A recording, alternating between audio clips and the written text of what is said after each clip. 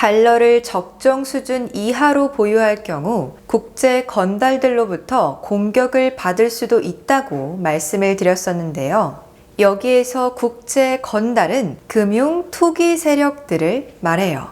이들의 임무는 철저히 유대인들의 입장에 서서 달러를 우습게 보는 나라를 공격해 혼쭐을 내주는 역할을 하고 있죠. 다시는 반역의 꿈도 꾸지 못하게 말이에요.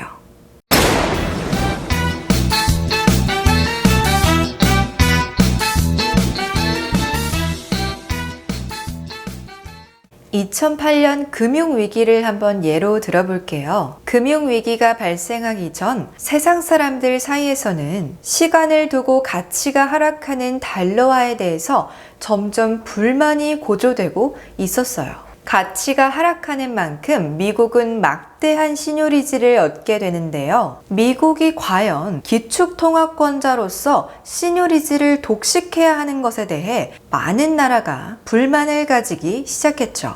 대개 이럴 때 세상에는 위기라는 것이 찾아와요.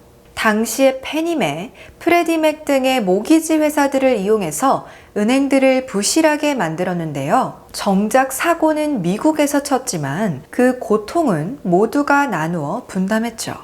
일단 위기가 시작되면 사람들은 아무도 믿지 않게 되고 믿음이 사라지면 곧 신용 경색이 오게 돼요. 달러만이 유일한 안전자산이기 때문에 모두 달러만 찾게 돼서 달러가 절대적으로 부족해지게 되죠.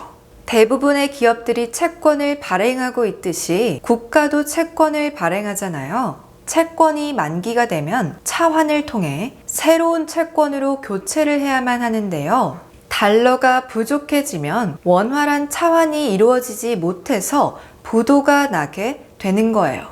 심지어 유로화를 쓰는 유럽의 대부분의 나라들까지도 달러화가 없어서 미국의 FRB, 연준에 싹싹 빌어 달러를 구걸해야만 했는데요. 아니, 달러가 쓰기 싫어서 유로화를 굳이 만들어서 쓰는 사람들이 왜 달러를 구걸해야만 했을까요? 유로화가 국제통화이긴 하지만 당장 석유와 같은 것들을 사려면 달러로 결제를 해야만 한다고 말씀드렸었죠. 스위프트라고 하는 국제 결제망이 있는데요. 이곳에서의 결제 수단이 주로 달러거든요. 즉 아무리 유로화가 국제 기축통화권에 들어와 있다고 해도 정작 위기 상황에서는 달러가 없으면 안 되는 거죠.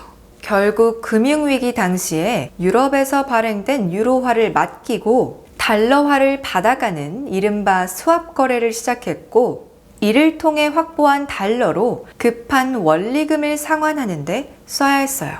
하지만 이게 말이 스왑이지 실제로는 스왑 금리 차이에 따른 달러 사용료를 내야만 달러를 빌릴 수 있었죠.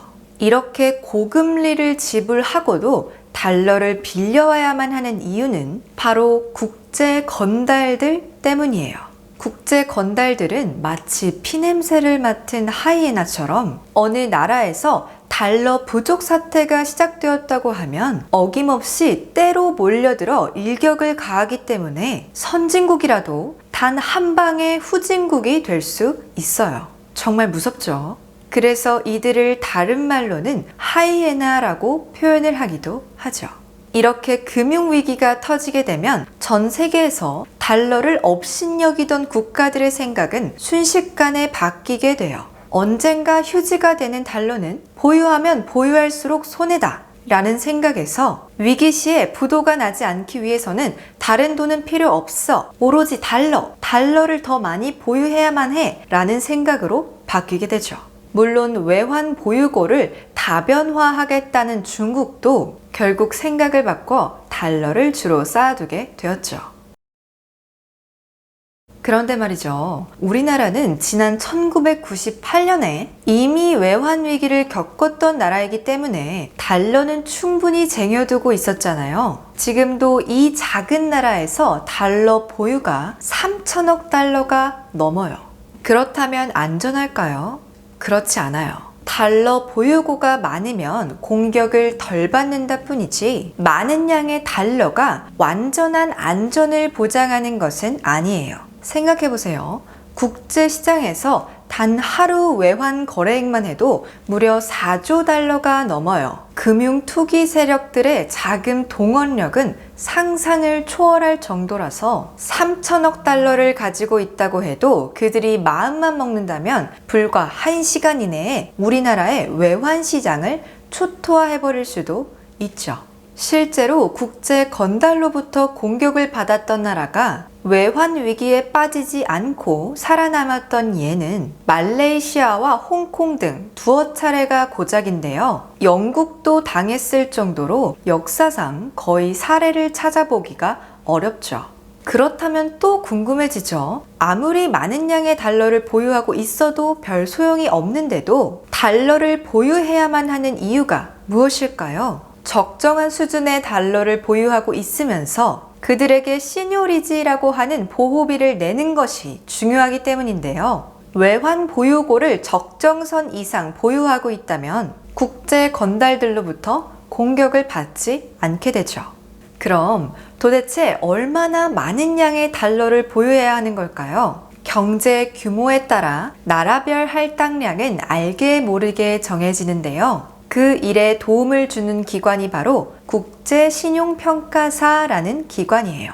많이 들어보셨죠? 보통 피치와 무디스, S&P를 세계의 3대 신용평가사라고 하는데요. 안전 보장을 위한 허가증을 받을 수 있는 한계가 이들에 의해서 구체적으로 결정이 되죠.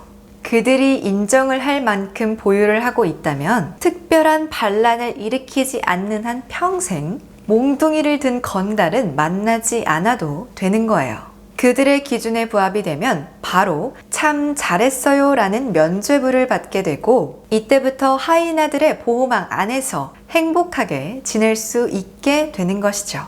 정리해 볼게요. 3천억 달러면 달러당 1,000원씩만 쳐도 300조 원이 되는 것이고 달러가 가치가 1%만 하락을 해도 무려 3조 원을 유대인들에게 달러 사용료로 내야 하는 거예요.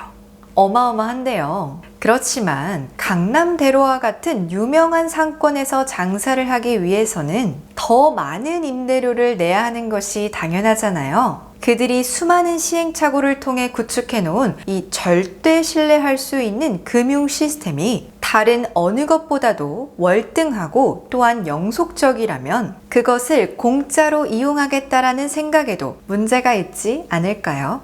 세금이니 곡물이니 혹은 강탈당하고 있다라는 험한 생각보다는 합당한 사용료를 내고 있다라고 생각하시는 것이 훨씬 더 마음이 편해지네요.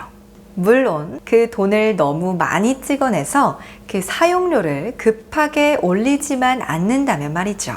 오늘도 유익한 시간 되셨나요? 저는 다음 시간에 더 재미있고 쉬운 영상들로 찾아올게요.